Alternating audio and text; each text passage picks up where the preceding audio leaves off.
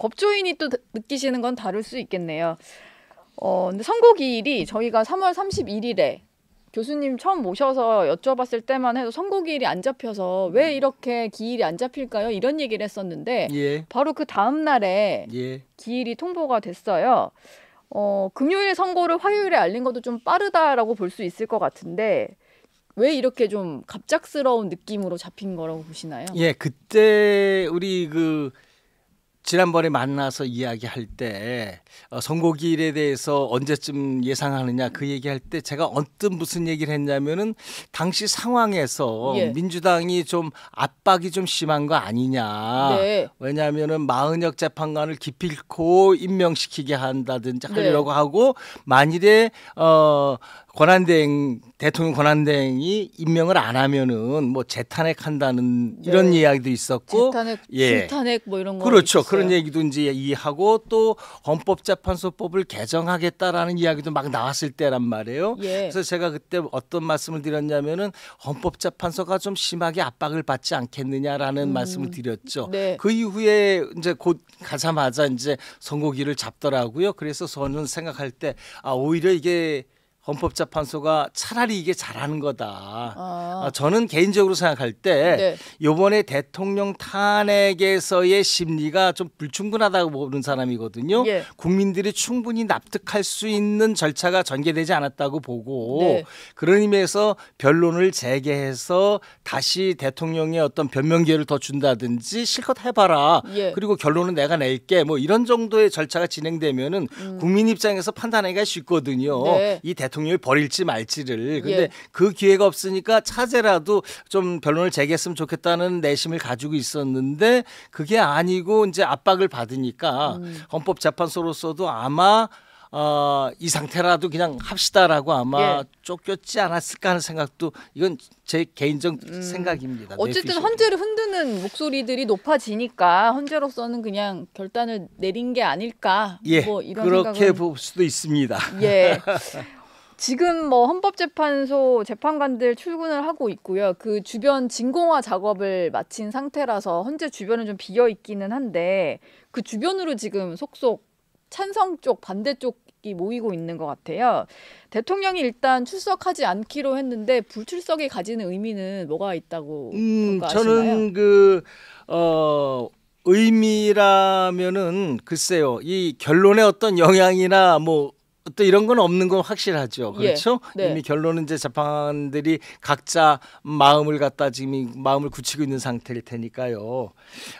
그렇다면은 개인적인 입장에서 윤 대통령 입장에서 출석해서 또 불출석했을 때 어떤 손익이 있을까?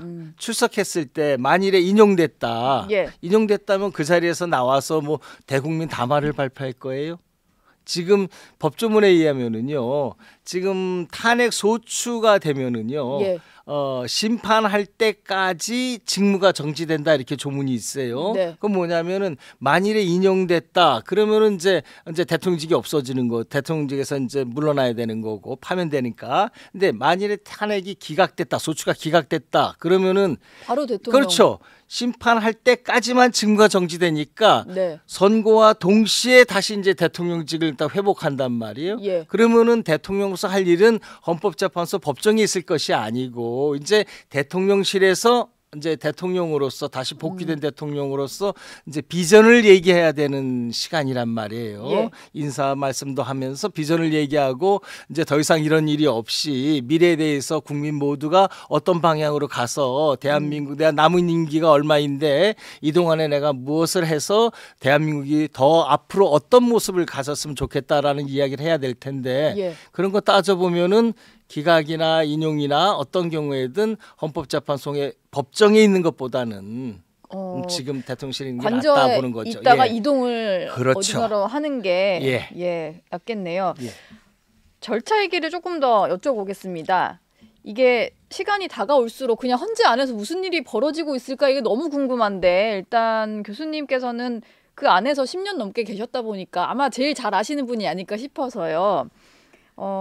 선고 절차와 관련해서 기사들이 많이 나왔었는데 예. 뭐 만장일치 같은 경우는 이제 이유를 읽을 거고 의견이 엇갈린다면은 주문부터 읽을 수 있다 뭐 이런 해석이 좀 있었어요. 예, 예. 이거는 내부 뭐 지침상에 있는 그런 규정인 거죠? 아니에요. 지침은 아닌가요? 없어요. 예. 없고요. 그 사건마다 어떻게 선고하는 것이 가장 바람직한가를 아마 재판관님들이 생각하죠. 뭐 통상적이다 이렇게 예, 말하기는 통상적으로 좀 하는 방법은 있어요. 예. 보통 사건들 같으면은요, 주문, 사건 번호를 부르고 당사자 네. 확인한 다음에 주문,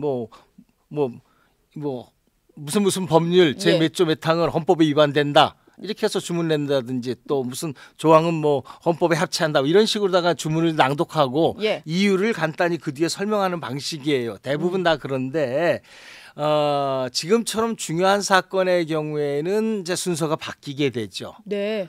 국민들한테 결론을 말하기 전에 결론을 말하고 나면 어떻게 되냐면 국민들이 이미 결론을 알았기 때문에 술렁거리죠. 뒷얘기를 안 듣거나 예, 그렇죠. 안 네. 듣고 술렁거리고 뭐 저기 하게 되면 힘드니까 그러면 헌법재판소로서는 이런 결정을 내리기까지 내가 어떤 노력을 했고 그다음에 이 내용이 어떤 게 들어가 있으니까 국민들이 이것을 받아들여 주십사. 네.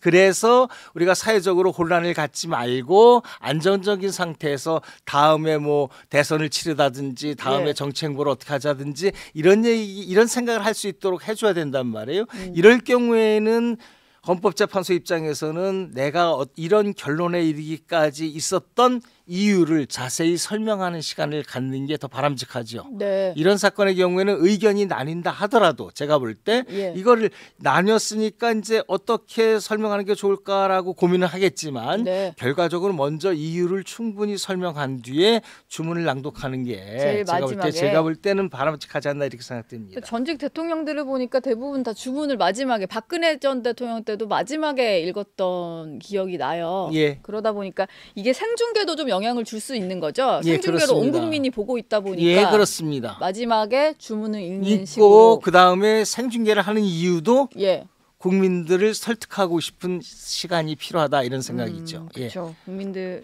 온 국민의 관심이 집중된 그러면요 당연하죠. 사안이다 보니까.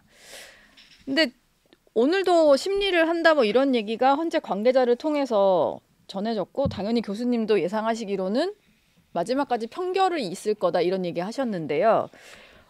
당일까지 이렇게 문구를 다듬고 또 논의하고 뭐 이런 이유가 굳이 있나요? 사안의 중대성 때문일까요? 그런 것도 물론 그게 이제 가장 기본적이고요. 네.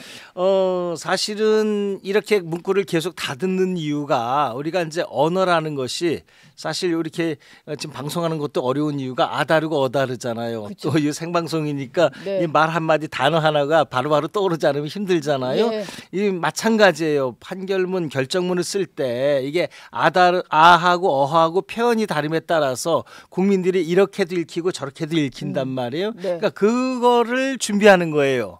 국민들을 어떻게 하면은 설득할 것인가. 예. 그렇죠? 우리의 결론에 대해서 납득하시고 그다음에 그걸 통해서 국가가 안정될 수 있는 것. 그러니까 그걸 또 열심히 이제 준비하는 거고요. 또 이 결정문은 영구히 남아요. 네. 그렇지 않겠어요? 예. 굉장히 중요한 결정문이고 네. 그리고 이 결정문은 혹시나 있을 다음 대통령 탄핵에 거의 지침서를 내놓는 거하고 똑같죠. 그렇죠? 예. 지금 그러니까 다음에 대통령 탄핵할 때는 우린 이런 경험이 있었어. 이거를 그대로 후배들한테 전해주는 의미도 있고요. 예. 그다음에 재판관 개인의 입장에서 볼 때는 법조 경력 30년, 40년 된 사람들이 어떻게 보면은 법조 경력에 모든 걸 걸고 재판하는 중이잖아요. 네. 그렇죠? 예. 그렇다면은 그것에 대해서 나는 어떤 식의 의견을 똑바로 남겨야 되는지 이건 역사가 평가할 거란 말이에요. 네. 그 책임을 지려고 예. 그렇게 노력하는 겁니다. 오늘 선고 결과를 놓고 4대4 기각 전망하시는 분도 있고 8대 0으로 파면을 주장하시는 분도 있어요. 근데 만장일치가 좀 가능한 상황이라고 보시나요? 지금 분위기상? 지금은 아니고요. 예. 제가 볼 때 초반에는 아마 만장일치로다가 누구든지 생각했을 거예요. 저 자신도 예. 온 국민이 생중계를 봤잖아요. 서너 시간의 어떤 그 현장을 본 사람 보았기 때문에 다 그렇게 생각했을 거고 아직도 그 생각을 가지고 있다면은 이제 만장일치 가능성을 생각할 수도 있죠. 예. 그러나 이제 그 이후에 드러나는 재판 과정에서 드러났던 사실들 뭐 이런 것들을 종합해 보면은 이제 서서히 좀 바뀌는 게 보였다. 저는 그렇게 보고 있어요. 네. 그래서 지금 뭐 일단은 8대 0 만장일치 가능성을 배제는 못 한다고 전 보고요. 네. 그러나 저의 입장에서 제가 이렇게 볼 때는 좀 기류가 바뀌었다. 그걸 뭘 볼 수 있냐면 기본적으로 이 대통령 탄핵의 핵심은 민심이거든요. 네.